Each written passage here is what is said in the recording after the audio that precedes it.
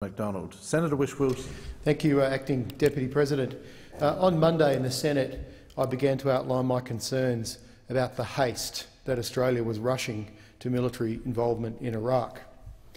I do this obviously as a federal senator and a former member of the Australian Defence Force, who may still be serving now if I wasn't medically discharged. The other evening I also spoke in the Senate at adjournment on taking over the Veterans Affairs portfolio for the Greens, and in that speech I outlined my long-standing interest in military history, partly a hangover from spending time at the Australian Defence Force Academy, but also the fact that my family, both sides of my family, have strong military traditions. My father is a Vietnam vet, as are my two godfathers, and my grandfathers all went off to war. I also outlined that my father and my brother and I recently visited the battlefields of World War I on a father and son trip using my great-grandfather Clarence's secret war diary. It was one of the most emotional weeks of my life, Mr Acting Deputy President. We actually used the diary to traverse his steps, including the Somme, Pozieres and Passchendaele. We also visited Fromelles, and we spent days with military historians touring us around. Now, this idea of military involvement and war is something I think very deeply about. It's something that always has commanded my attention and my respect, but I must say it also makes me deeply sad when I reflect on warfare and human involvement right across the centuries, not just recently. And of course the commemoration coming up shortly for Australia's involvement in the First World War is something I also take very seriously and intend to have a lot to say about, including my respect for the Anzacs, but also what I think we should be commemorating. And I've also made it clear on several occasions that our participation in the invasion of Iraq was the very first time that I actually marched in a demonstration and a protest as a banker working for Deutsche Bank in Sydney. I also said that arriving on the Manly Ferry one morning, I noticed that a couple of doctors had painted "No War" on the Opera House. And I actually arrived at Circular Quay that morning. It was on my way to work, and it was a very profound moment for me because I was so angry and disturbed about our involvement in Iraq.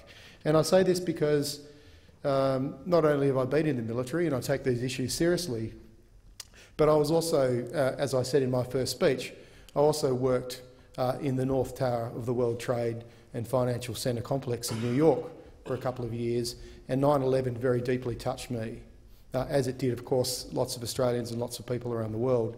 But I had a very personal connection to that event and what followed afterwards. So I want to make it very clear here today that the words I'm about to say don't come from any shallow, superficial political level, which has been reported in recent days in a number of newspapers around this country. They come from a very deep place.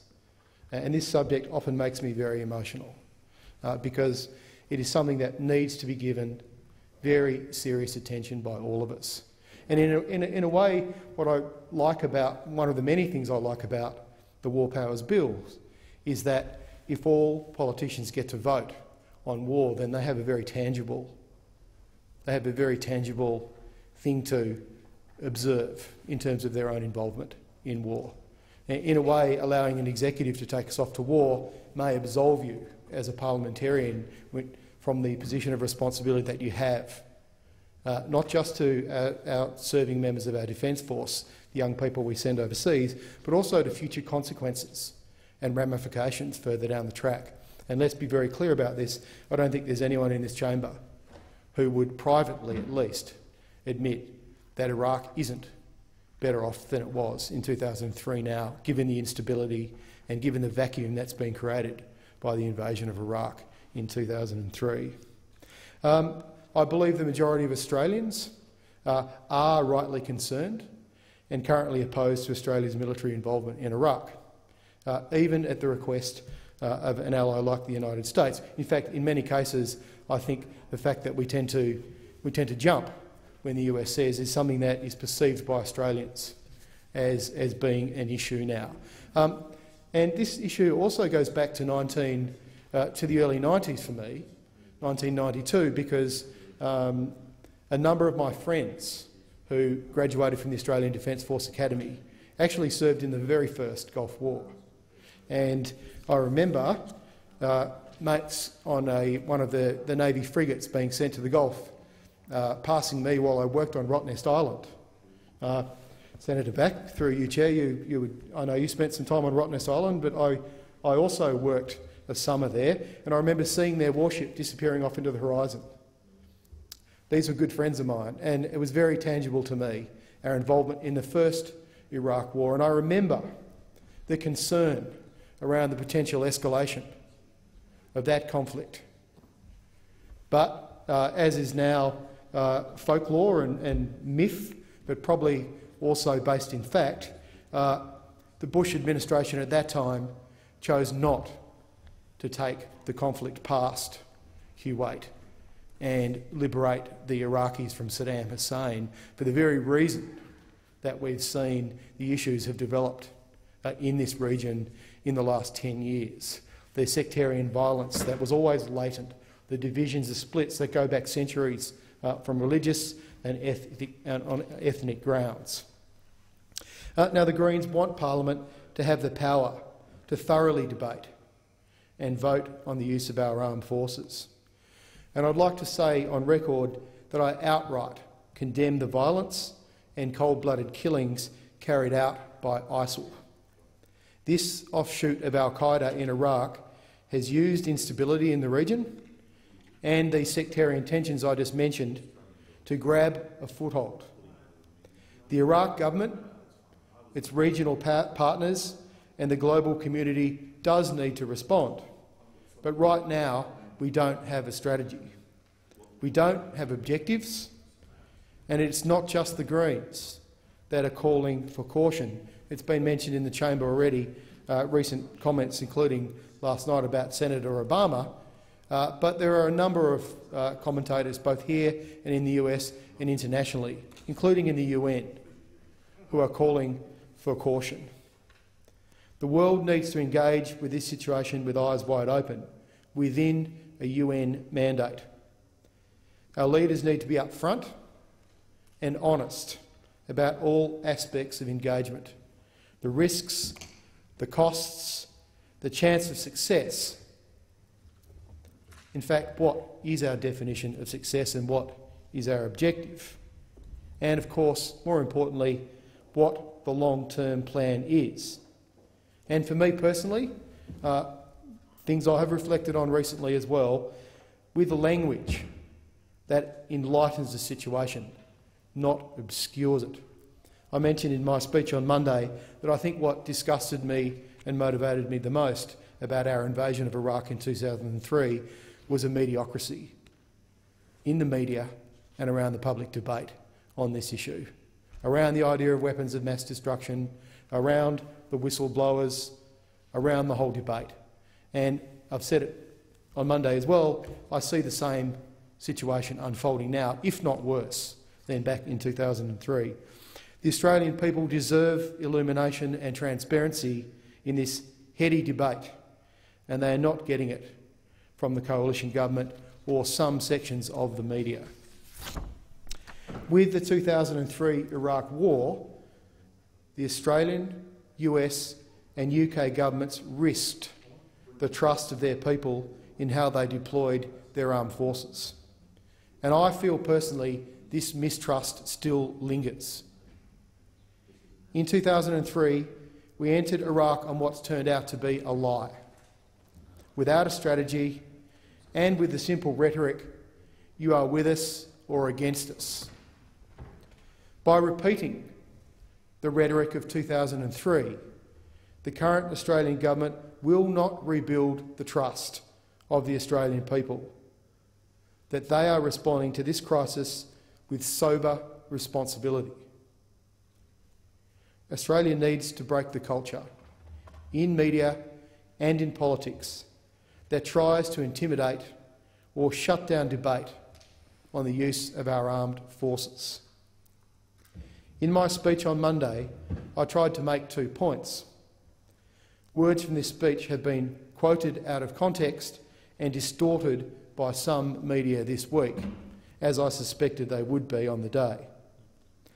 Firstly, that by using heightened language, what some people may describe as spin, to describe the situation, and no doubt some of it is also well-intentioned, we obscure insight and our ability to understand what creates the instability that fosters extremism.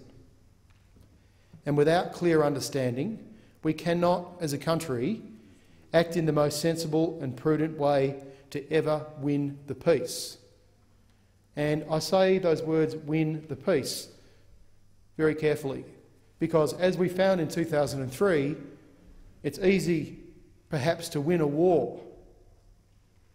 We remember the declaration on the aircraft carrier that the war had been won by George Bush Jr. But no one in here could disagree that the intervention in Iraq didn't win the peace. In fact, not long after that, hundreds and thousands of people died, including innocent people in the insurgency across Iraq. In my opinion, the use of the word terrorist is heavily loaded and often obscures debate. And I know some have chosen to make mischief with this view in recent days. I believe, it's my reflection, that demonising and dehumanising our enemies is an effective tool for leading a nation to war.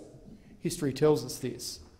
But this type of propaganda won't win the peace. This is a lesson of history that both World War I and, of course, the Iraq invasion in 2003 are very clear examples of.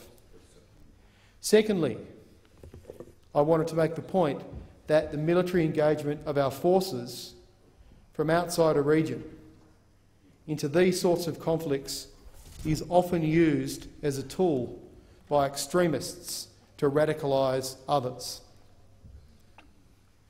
We risk being used as a recruitment poster for radicals if we misstep. And I would like to reflect on watching the national news last night.